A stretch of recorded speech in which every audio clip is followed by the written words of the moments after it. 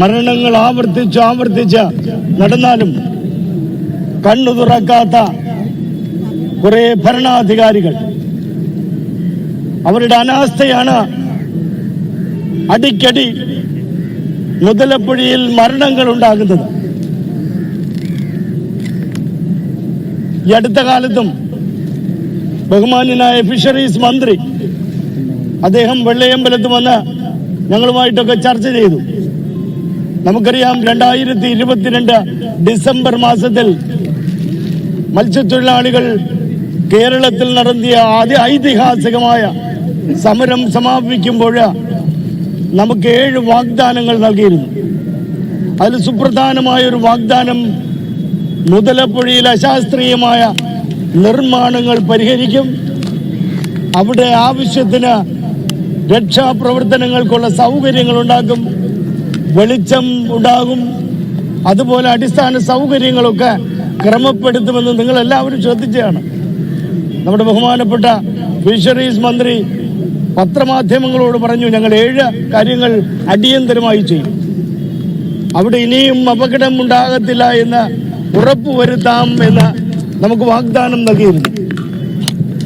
നമുക്കറിയാം, ഈ നമ്മുടെ വിഴിഞ്ഞത്തെ സമരത്തിന് ശേഷം കേരള സർക്കാർ ഈ മുതലപ്പുഴയുടെ അശാസ്ത്രീയമായ നിർമ്മാണവും പ്രശ്നങ്ങളുമൊക്കെ പരിഹരിക്കാനായിട്ട് പൂന കേന്ദ്രീകരിച്ചിട്ടുള്ള WPRS, Pune water and power research agency, ആ ഏജൻസിയെ കുറിച്ച് പഠിച്ച് ശാസ്ത്രീയമായ നിർദ്ദേശങ്ങൾക്ക് അനുസൃതമായി ഈ പ്രശ്നങ്ങൾ ശാശ്വതമായി പരിഹരിക്കാമെന്ന് പറഞ്ഞിരുന്നു. ആ പഠനം പൂർത്തിയായപ്പോൾ നമ്മൾ പത്രത്തിൽ കണ്ടപ്പോൾ നമ്മളെയൊക്കെ അത്ഭുതപ്പെടുത്തി. കേരള സർക്കാർ കേന്ദ്രത്തിലേക്ക് സമർപ്പിച്ചിരിക്കുന്ന പദ്ധതി 50 കോടിയുടെ പദ്ധതിയാണ്. കേന്ദ്ര സർക്കാർ ഇത് പരിശോധിച്ചിട്ട് മൂക്കിൽ പൊടിയിടാൻ പറ്റുന്ന സാമ്പത്തികം പോലുമില്ല. കേന്ദ്ര സർക്കാർ തിരിച്ചയക്കുകയാണ് ചെയ്തത്. എന്നിട്ട് വീണ്ടും ആ പ്രശ്നങ്ങൾ പരിഹരിക്കാനായിട്ട് 164 കോടി രൂപയുടെ പദ്ധതി നിർദ്ദേശമായിട്ട് വച്ചിട്ടുണ്ട്. ആ നിർദ്ദേശത്തോടനുബന്ധിച്ച് അന്ന് നമ്മുടെ മാധ്യമ സുഹൃത്തുക്കൾ പ്രസിദ്ധീകരിച്ച പദ്ധതി രേഖ നമ്മൾ പരിശോധിച്ചപ്പോൾ അത് വളരെ അശാസ്ത്രീയമാണെന്ന് മത്സ്യത്തൊഴിലാളികൾക്ക് മനസ്സിലായി. മത്സ്യത്തൊഴിലാളികൾ ആവശ്യപ്പെട്ടു, ഇനിയും ഒരു നിർമ്മാണം നടത്തണമെങ്കിൽ പരിചയസമ്പന്നരായ കടൽ ശാസ്ത്രമറിയുന്ന നാട്ട് അറിവുകളുള്ള മത്സ്യത്തൊഴിലാളികളെ കൂടെ പങ്കെടുപ്പിച്ച് വേണം ഈ ഡിസൈൻ തയ്യാറാക്കാനായിട്ട്. എന്നിട്ട് ബഹുമാന്യനായ മന്ത്രിയുടെ നിർദ്ദേശപ്രകാരം ചീഫ് എഞ്ചിനീയർ വെള്ളയമ്പലത്ത് വന്നിരുന്നു. ആ നിർമ്മിച്ച് നൽകിയിരുന്ന ഡിസൈനിൽ കണ്ടത് ഈ പുലിമുട്ടുകൾക്ക് മുകളിൽ ഒരു നിർമ്മാണം നടത്തിയിരിക്കുകയാണ്. ആ നിർമ്മാണത്തിന്റെ വിശദാംശങ്ങൾ പരിശോധിച്ചപ്പോൾ ഞങ്ങൾക്ക് മനസ്സിലായത് തെറ്റായ നിഗമനങ്ങൾ വെച്ചുകൊണ്ടാണ് ആ രേഖ തയ്യാറാക്കിയിരിക്കുന്നത്. നമുക്കറിയാം, അറബിക്കടലിൽ ജൂൺ ജൂലൈ ഓഗസ്റ്റ് മാസത്തിൽ വടക്ക് നിന്ന് തെക്കോട്ടാണ് മണ്ണ് നീങ്ങുന്നത്. നിങ്ങളിന്ന് ശംഖുമുഖത്ത് പോയി തീർന്നാൽ ശംഖുമുഖത്ത് കടൽ തീരമില്ല. അവിടെ ഉണ്ടായിരുന്ന മണൽ മുഴുവനും വിഴിഞ്ഞം ഭാഗത്തേക്ക് പോയിരിക്കുകയാണ്. അതുപോലെ മുതലപ്പുഴയിൽ നിന്ന് മണലെല്ലാം തെക്കോട്ടാണ് പോയത്. എന്നിട്ട് സെപ്റ്റംബർ ഒക്ടോബർ മാസത്തിൽ സാവകാശം അത് മടങ്ങി വരും. ഇത് പറഞ്ഞപ്പോൾ മത്സ്യത്തൊഴിലാളികൾ ഉൾപ്പെടെ പറഞ്ഞപ്പോൾ ശാസ്ത്രജ്ഞന്മാർക്ക് അല്ലെങ്കിൽ എഞ്ചിനീയർമാർക്ക് ഇതൊന്നും മനസ്സിലാകുന്നില്ല.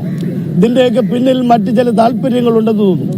അത് പൊതുസമൂഹത്തിന് മുമ്പിൽ വയ്ക്കുക. മാധ്യമങ്ങൾ ആവശ്യപ്പെടണം. ധീരമായിട്ട് നടത്തിയ പഠനം ഇനിയും കണ്ണിൽ പൊടിയിടുന്ന ഒരു പഠനമായി മാറരുത്. മുതലപ്പുഴയിൽ പ്രശ്നങ്ങൾ ശാശ്വതമായി പരിഹരിക്കുന്നതിനുള്ള ഒരു നിർദ്ദേശമാക്കി മാറ്റി ഈ വർഷകാലം സമാപിക്കുമ്പോൾ പണി ആരംഭിക്കണം. ആ പണികൾ ആരംഭിക്കുന്നതിന് മുമ്പ് തന്നെ മന്ത്രിയോടും ആ പ്രദേശത്തിന്റെ ജനപ്രതിനിധികളോടും നമ്മൾ ആവശ്യപ്പെട്ടിരുന്നു. അദാനിയുടെ വലിയ ഡ്രഡ്ജർ ഇവിടെ വിഴിഞ്ഞത്ത് കിടപ്പുണ്ടായിരുന്നു. അദാനിയുടെ ഒരു വാഗ്ദാനമാണ് 2018 മുതൽ 23 വരെ ഈ ഭാഗത്ത് 7 മീറ്റർ ആഴത്തിൽ മണലെടുത്ത് മാറ്റാമെന്ന്. അങ്ങനെ വലിയ ഡ്രഡ്ജർ ഉപയോഗിച്ചിരുന്നെങ്കിൽ 2 ദിവസം കൊണ്ട് അവിടുത്തെ മണൽ മാറ്റാമായിരുന്നു. അത് അദാനിക്ക് വേണ്ടി അവിടെ 150ഓളം മീറ്റർ പുലിമുട്ട് പൊളിച്ചതിന്റെ ഭാഗമായി ടെട്രോപാഡുകളും പാറകളും മണലുമൊക്കെ അടിഞ്ഞതുകൊണ്ടാണ്. അദ്ദേഹത്തിന്റെ ഉത്തരവാദിത്വമാണ്. ഞാനിന്നൊരു മറ്റൊരു മാധ്യമത്തോട് സംസാരിച്ചപ്പോൾ ഞാൻ പറഞ്ഞത്, അദാനിയുടെ ഉത്തരവാദിത്വമായിട്ട് ഈ പ്രശ്നങ്ങളെ കാണണം. 2018 മുതൽ മുതലപ്പുഴയിലുണ്ടായിരുന്ന എല്ലാ മരണങ്ങളുടെയും എല്ലാ അപകടങ്ങളുടെയും ഉത്തരവാദി അദാനിയായി മാറണം. എന്നിട്ട് അദാനിയെ കൊണ്ട് മരണപ്പെട്ട എല്ലാ മത്സ്യത്തൊഴിലാളികൾക്കും തത്തുല്യമായ നഷ്ടപരിഹാരം കൊടുക്കണം.